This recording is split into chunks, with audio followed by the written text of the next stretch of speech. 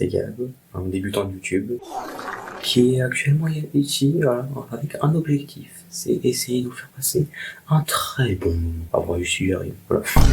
Moi, c'est Gab, qui bien sûr a un pseudonyme pour cacher l'identité, comme ce masque d'ailleurs, très beau masque, qui sert aussi à cacher un peu l'identité, parce que c'est mieux pour l'instant, voilà. À voir après, peut-être que plus tard, voilà. Gab, le débutant de YouTube, qui aime bien le sport, le perso, les jeux vidéo, l'astronomie, beaucoup de choses. Mes deux youtubeurs qui ont préféré Grand Dingo, Loan Levé.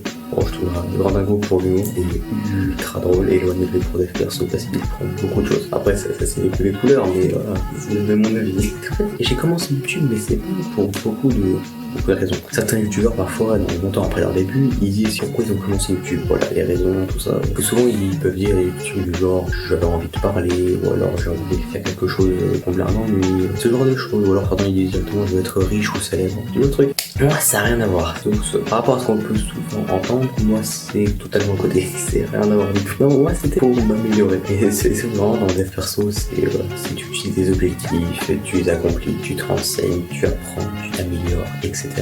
Bah, moi, c'était ça, voilà. Je me suis fixé plusieurs objectifs liés à YouTube. Par exemple, voilà, il y avait le nombre d'abonnés, le nombre de vidéos, la rémunération. Et je me suis dit, autant essayer de le faire un jour, mais quand? Et à un moment, vraiment des vidéos de Loan Levé, encore une fois. Découvrir un truc dont il a parlé, le monk mode. C'est un mode de vie. Tu fixes une routine que tu suis tout le temps pour accomplir tes objectifs. Et ça, tu suis vraiment à la perfection.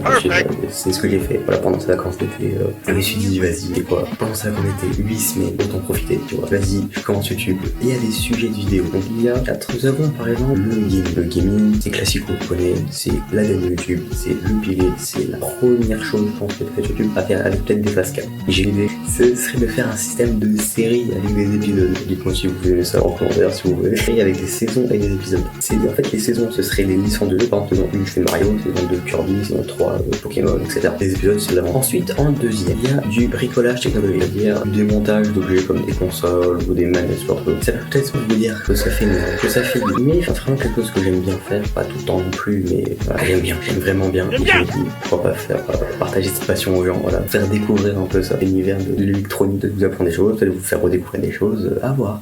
Ensuite, comme troisième sujet, qui me tient aussi à cœur avec le gaming, c'est l'astronomie.